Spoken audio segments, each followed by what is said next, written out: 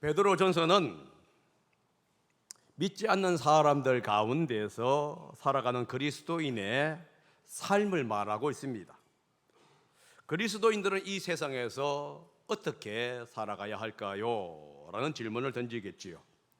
베드로는 먼저 정부와의 관계를 얘기합니다. 그리고 주인과 종의 관계, 즉 오늘날로 말을 하면은 직장 생활과 관계된 일들을 이야기한 후에 이제 가장 가까운 가족인 가정을 이야기하고 있습니다.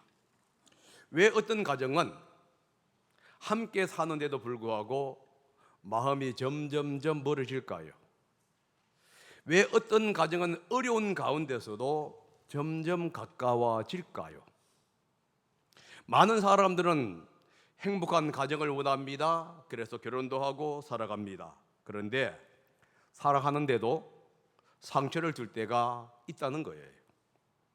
가장 가까운 사람일수록 더 아프게 할 때가 종종 있습니다. 그렇다면 건강한 가정은 어떻게 만들어질까요? 남편과 아내는 어떤 태도를 가지고 살아야 할까요? 오늘 말씀을 통해서 하나님이 원하시는 건강한 가정의 모습을 살펴보고자 합니다. 먼저 아내의 책임입니다. 아내는 아내의 책임과 태도지요. 아내는 남편에게 순종을 해야 합니다. 3장 1절 전반부를 읽어보겠습니다. 시작. 아내가 된 이 여러분, 이와 같이 여러분은 자기 남편에게 순복하십시오. 여러분들 성경책에 있으면 이 빨간 글자를 이렇게 동그라미를 치시기 바랍니다. 여기서 순복하라 이 말은 억지로 하는 순종을 얘기하는 게 아닙니다. 강제로 하는 복종을 얘기하는 것도 아니고요, 자기 스스로 선택해서 하는 순종을 얘기합니다. 이 순종하라는 단어는 여러 관계 속에서 성경에서 사용되고 있는데요, 하나님께 사용이 돼요. 그리스도에게 사용이 됩니다. 부모에게 사용이 되고요, 세상의 권세자들에게 사용이 됩니다.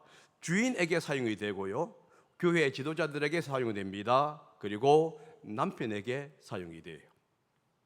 이 말씀은 어떤 뜻이냐 하면은 남편을 하나님처럼 여기라 이런 뜻이 아니에요. 많은 사람들이 이렇게 얘기하는데 그런 뜻이 아닙니다.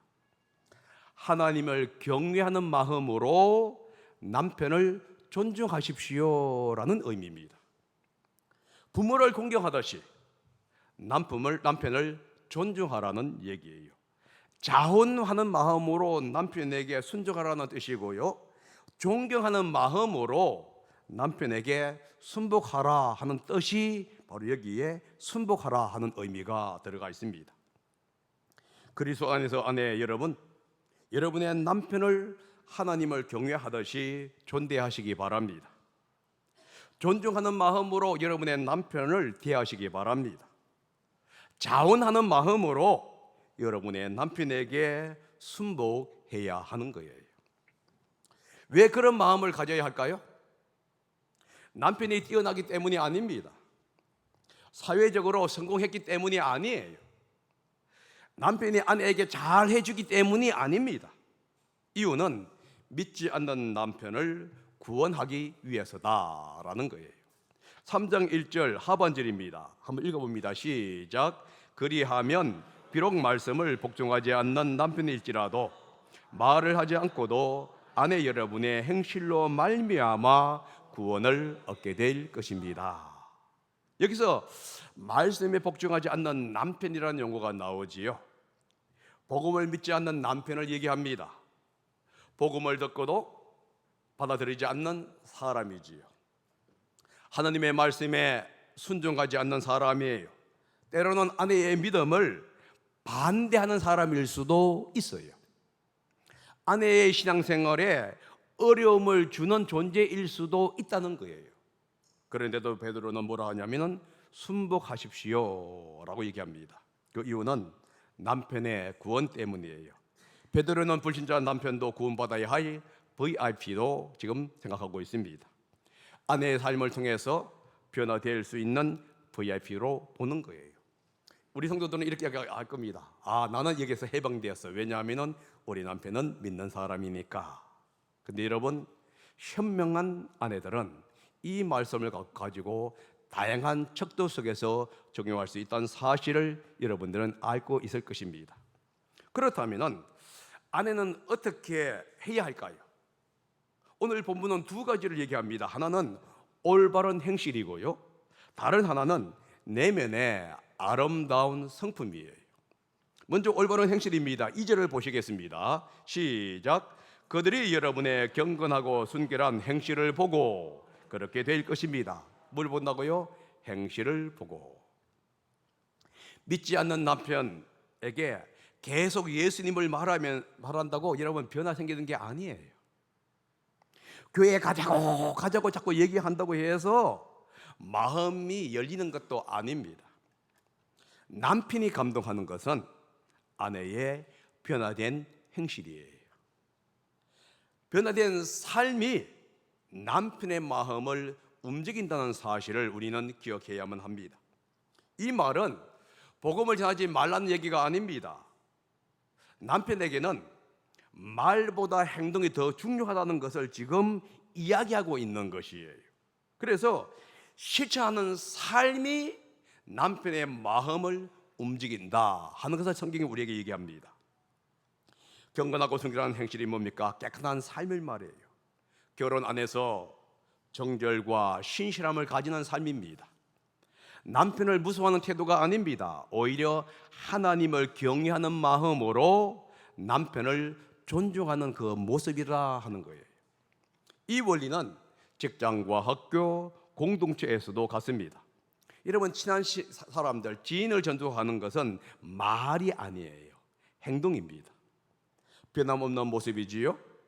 깨끗한 마음으로 섬기는 태도입니다. 게으르지 않고 성실하게 살아가는 그 모습을 볼 때에 지인들이 그 사람을 통해서 하나님을 알게 된다라고 얘기하는 거죠. 두 번째는 내면의 아름다운 성품입니다. 3절과 4절 한번 읽어봅니다. 시작.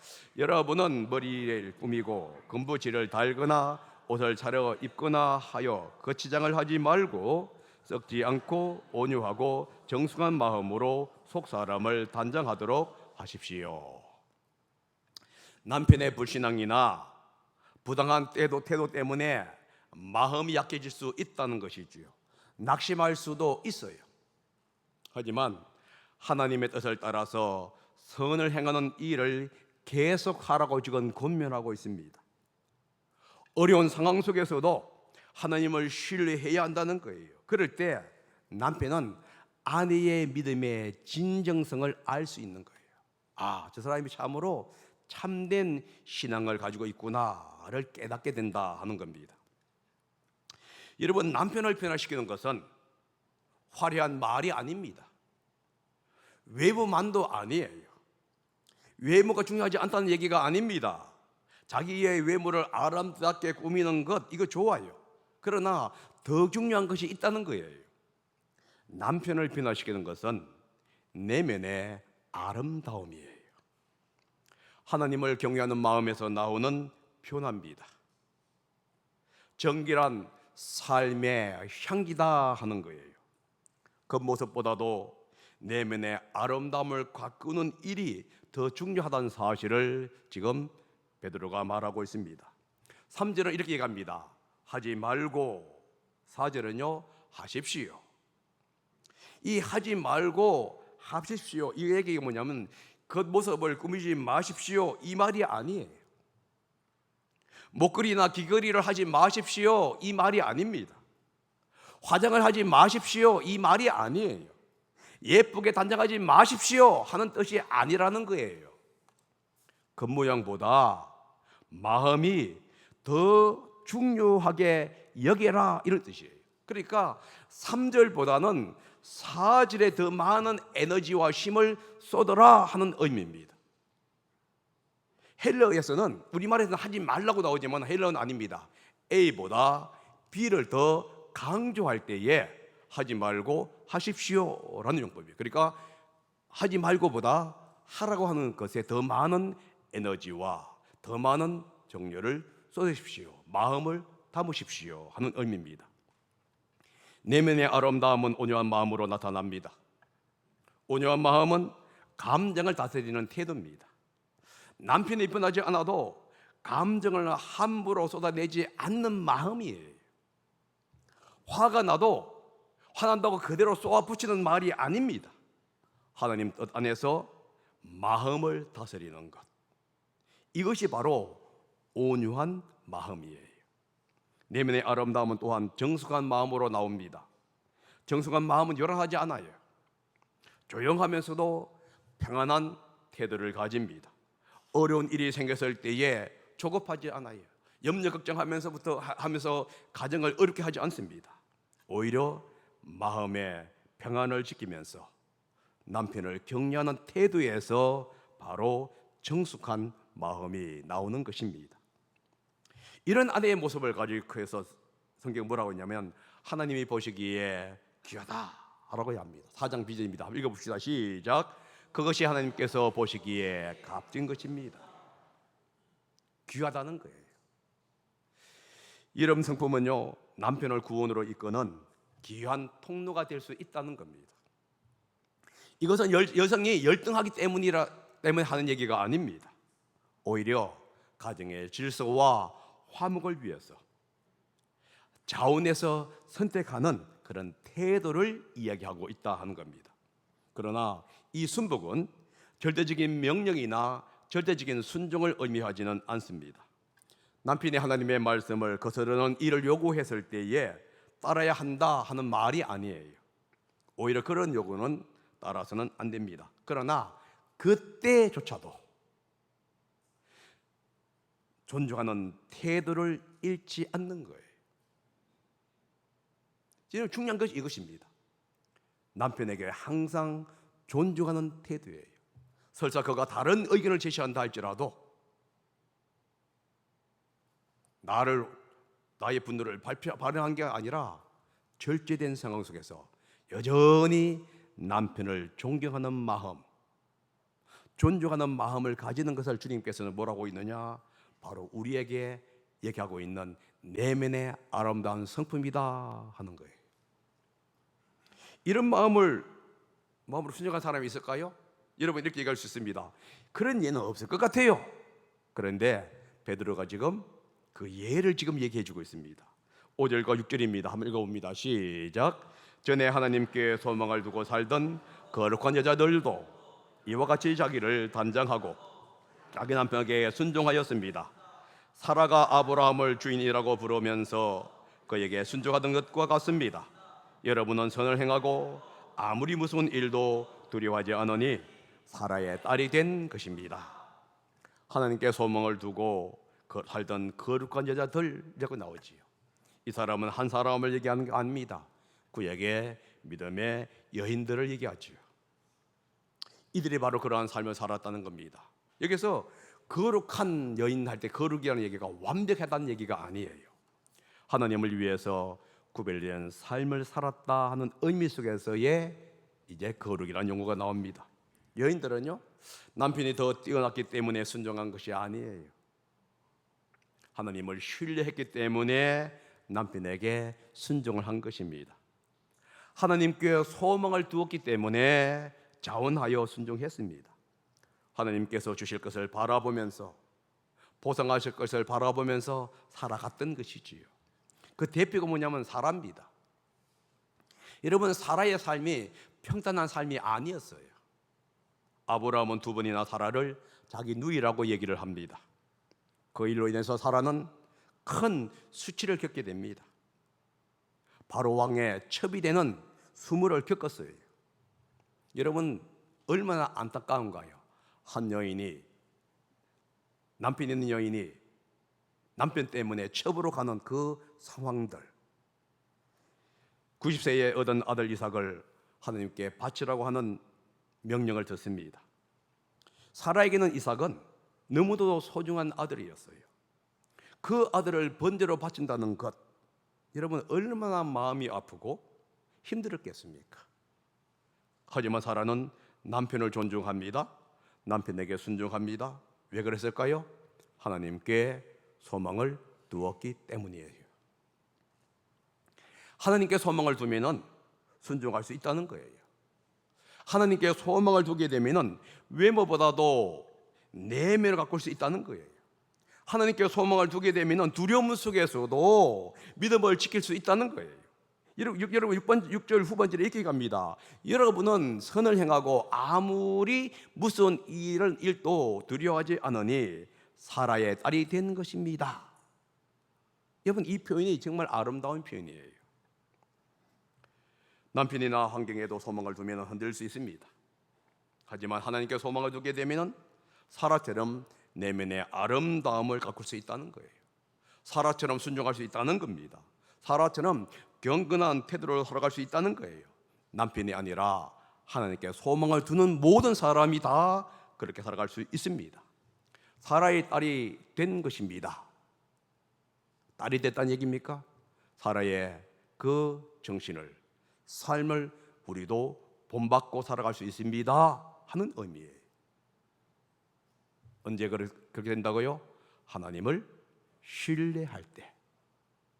상황을 의지하는 것이 아니라, 남편이 아니라 그 뒤에 계신 하나님을 의지하고 살아갈 때에 바로 그렇게 된다고 얘기를 합니다. 그리고 나서 이제 남편의 책임과 태도를 얘기합니다. 남편은 어떤 자세로 살아야 할까요? 먼저 이렇게 얘기하죠. 아내와 함께 살아가십시오. 자, 7절 상반절입니다. 한번 읽어봅니다. 시작. 남편이 된 여러분, 이와 같이 여러분도 아내가 여성으로서 자기보다 연약한 그릇짐을 이해하고 함께 살아야 합니다. 함께 산다는 말은 같은 집에서 사는 것만 의미하지 않습니다. 잠만 자고 나가는 사람도 있지요. 이런 사람을 대라는 뜻이 아니에요. 삶을 함께 나누라는 얘기입니다. 시간과 책임을 함께 하라는 뜻이에요. 인격적이고 영적인 동반자로서 아내와 함께 살아가라 하는 의미가 있습니다. 그러면 어떻게 이렇게 살아갈 수 있을까요? 남편은 아내를 이해할 때 가능해요. 자, 7절을 보십시오. 다시 봅니다. 거기에 빨간 줄이 나오죠. 이 빨간 줄을 여러분 동그라미 그리셔야 합니다. 이해하고. 베드로는 남편에게 아내를 사랑하라 이렇게 명령하지 않았습니다. 아내를 이해해라 라고 명령하고 있는 거예요. 바울은요, 에베소서와 골로새서에서 뭐라고 했냐면 남편은 아내를 사랑하라 라고 명령을 합니다. 그런데 베드로는 사랑하라는 명령을 하지 않습니다. 이해하라. 이해라는 게 뭔지 알면은 지식에 따라 살아가라 하는 의미예요. 단순히 머리로 아는 지식을 얘기하는 게 아니에요. 하나님이 교회에 계신 뜻을 아는 지식을 얘기합니다. 하나님이 왜 여자를 연약한 그릇으로 만들으셨는지 그 뜻을 이해하라 하는 의미예요. 그래서 남편은 아내를 자세히 알아야 합니다. 겉모습만 보아서는 안 된다는 거예요.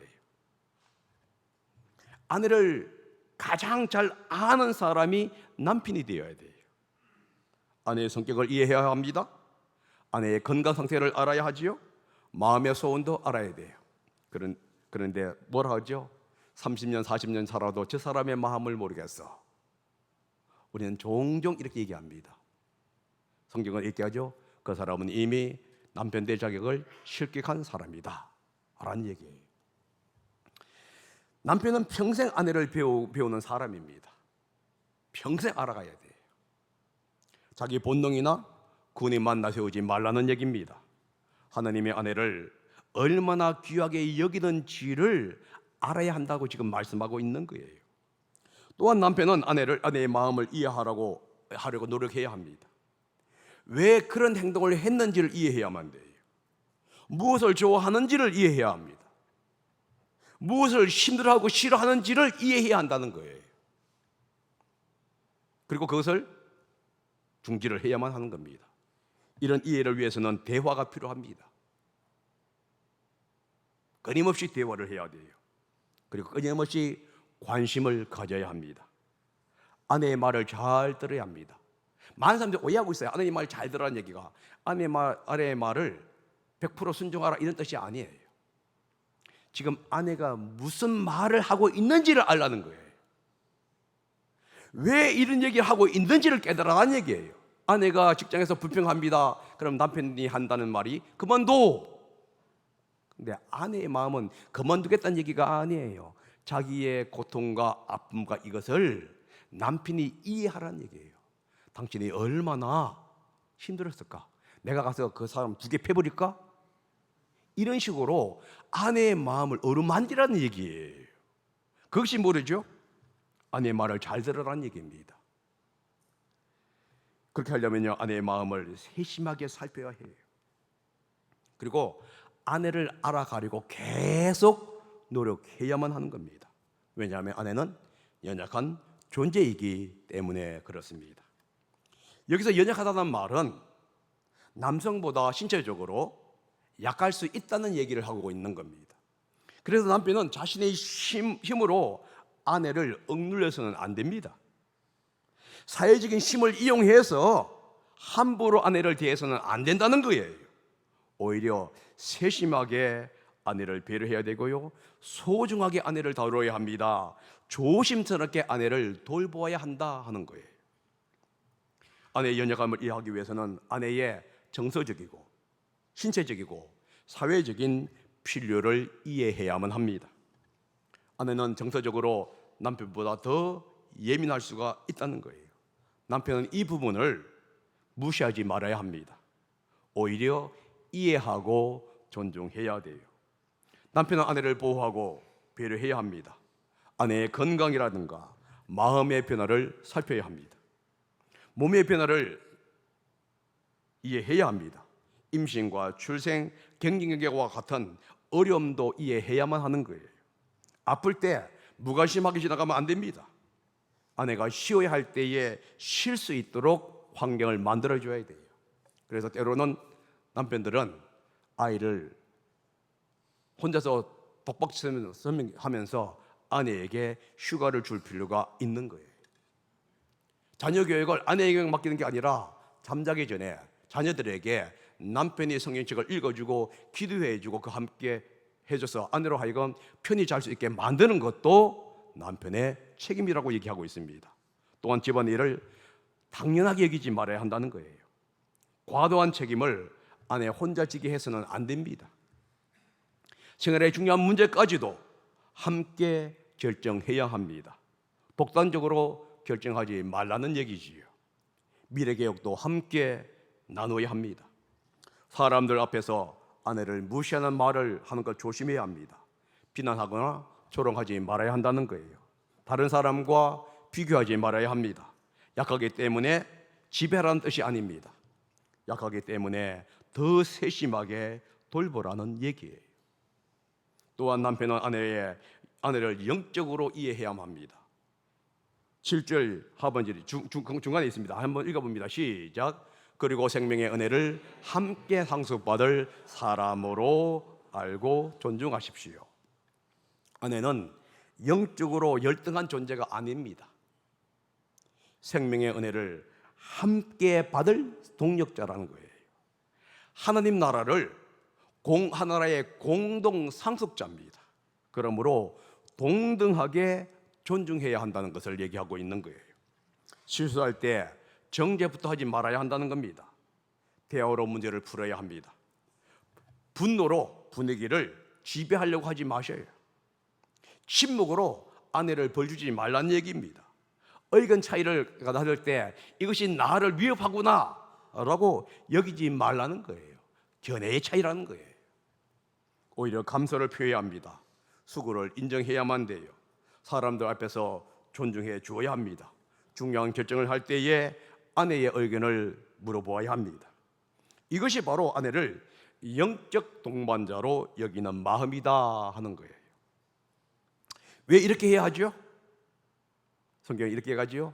기도 생활에 한강과 관련되어 있기 때문입니다. 여러분 7절 하반절입니다. 한번 읽어봅니다. 시작. 그리하여 해야 하던 여러분의 기도가 막히지 않을 것입니다. 남편이 아내를 함부로 대하면 하나님과의 관계가 깨어진다는 사실을 기억하셔야 돼요. 뭐라고요? 남편이 아내를 함부로 하면 하나님과의 관계, 아내와의 관계가 깨지는 것도 있지만은 더 나아가 하나님과의 관계가 깨어집니다. 하나님과의 관계가 깨어지게 되면 기도가 막히는 거예요. 여러분, 기도가 막힌다는 의미가 뭐냐 하면은 집중이 안 된다 이 얘기가 아니에요. 하나님께서 그 기도를 듣지 않으신다 하는 뜻입니다. 하나님께서 그 기도를 응답하지 않으신다 하는 뜻입니다. 하나님은 아내를 함부로 다루는 남편의 기도를 기뻐하지 않는다는 거예요. 여러분 꼭 기억하셔야 돼요. 하나님께 기도 응답을 받기를 원하시면 아내를 철저하게 존경해야 합니다. 함부로 대하지 말라는 것이지요. 부부관계가 무너지면 영적 관계가 어려워져요. 그래서 남편과 아내는 바른 관계를 지켜야 하는 겁니다. 남편은 아내와 함께 살아야 합니다. 아내를 영적으로 동등한 동반자로 여겨야 합니다. 신앙도 함께 나누어야 합니다. 함께 기도해야 합니다. 믿음의 고민을 무시하지도 말아야 합니다. 아내의 믿음의 생각에도 귀를 기울여야 합니다. 제가 저는 보통 설교 준비할 때 목요일 날 합니다. 이걸 딱 이병치고 이제 제가 제 친구인 정민철 목사에게 전화했습니다. 야, 내가 이 설교 준비하는데 남편들은 은혜로 살아가는 것 같아. 왜냐하면 여러분 오늘 본문 보니까 1절부터 6절까지가 누구의 얘기죠? 여자잖아요. 7절은 남자잖아요. 그러니까 이 결심만 봐도 남자는 공짜로 가는 것 같아. 그런데 제가 7절을 연구하면서 여자에게 요구한 건 하나예요. 뭐냐, 순종하라는 거예요. 근데 남편은 뭐 요구하고 있습니까? 아내를 이해하라는 거예요. 저도 우리 사람하고 거의 40년 살아갑니다. 그런데 아내를 아직도 이해하지 못해요. 여전히 배워갑니다. 이게 뭔 얘기죠? 이해하라는 얘기가 뭐냐 하면은 사랑하라는 보다 더 큰 감입니다. 계속적으로 아내를 알아가라는 거예요. 나이에 따라서 변할 수가 있습니다. 순간순간 변화될 수 있다는 것을 얘기하는 겁니다. 그런 점에서 우리 남편들은 너무 안일을 한 것 같아요. 저도 마찬가지입니다. 너무 쉽게 생각한 거예요. 아내에 대해서 알려고도 안 해요. 그래서 제가 이게 결혼 생활이라는 게 은혜로 사는 거구나, 그런 마음이 들어왔습니다. 여러분, 건강한 가정은 저절로 세워지지를 않습니다. 같이 산다고 저절로 행복해지는 것도 아니에요. 하나님께 소망을 두고 서로 이해하고 존중할 때 건강한 가정이 생기는 것입니다. 오늘 베드로는 아내와 남편의 책임을 지금 말하고 있습니다. 아내는 하나님께 소망을 두고 마음으로 순복해야 합니다. 말보다 삶을 통해서 자기의 믿음을 보여주어야지요. 반면에 남편은 아내를 이해하고 배려하고 존중해야 합니다. 그리고 함께 살아가는 동반자로서 그들을 동등하게 대우해 주어야 한다 하는 겁니다. 이번 주 한 주 동안에 여러분 작은 것부터 한번 실천해 보시기 바랍니다. 아내는 남편에게 먼저 따뜻한 말 한마디를 하시기 바라요. 수고했어요, 고마워요 라는 말을 먼저 건네보시기 바랍니다. 잔소리 뭐라도 이 격려하는 말을 선택해서 그렇게 하시기 바랍니다. 남편은 10분이라도 아내의 이야기를 들어보아야 돼요. 아내가 얘기하는데 핸드폰을 보지 말고 내려놓고 눈을 보면서 들어보시기 바랍니다. 가끔 우리 사람이 저한테 한 얘기가 있어요. 밥 먹을 때 제발 핸드폰 보지 말라고. 저는 아까워, 밥 보는 게 아까우니까 핸드폰을 봅니다. 그 시간이 제가 볼 수 있는 이제 스포츠 뉴스를 볼 수 있는 시간이니까. 그런데 우리 사람은 나하고 얘기하고 싶은 거예요. 근데 저는 누굴 보지요? 아내를 보는 게 아니라 스마트폰을 봅니다. 아내가 뭔 얘기하는데 귓등을 흘러 들어가지요. 그리고 열심히 스마트폰. 그래서 뭐 보여 하면 스포츠, 축구 누가 이겼는지. 근데 성경은 뭐라고 했죠? 그렇게 하지 말라는 거예요. 내려놓고 얼굴을 마주 보면서 그의 말을 귀담아 들으라는 거예요. 그리고 남편들은 문제를 바로 해결하려고 하지 말고 그렇게 말하고 있는 아내의 마음을 이해하라는 거예요. 그의 감정을 이해하는 훈련을 하시기를 바랍니다. 배우자가 없는 분들도 있을 거예요. 오늘 말씀을 부모나 자녀 그리고 가족 혹은 직장 동료들과의 관계 속에서 한번 적용해 보십시오. 상대를 이해하고 존중하는 태도를 가지는 것, 이게 바로 관계에서 가장 중요한 겁니다. 왜 저 사람이 저렇게 행동할까? 왜 저 사람이 저렇게 얘기를 할까? 그 사람이 미워하는 마음이 아니라 그걸 먼저 한번 생각해 보는 것, 이게 바로 필요하다는 것이지요. 작은 순종, 작은 이해가 건강한 가정을 세우기 시작합니다. 작은 순종, 작은 이해가 우리가 속해 있는 공동체를 건강하게 만들어 가는 것입니다. 기도하겠습니다.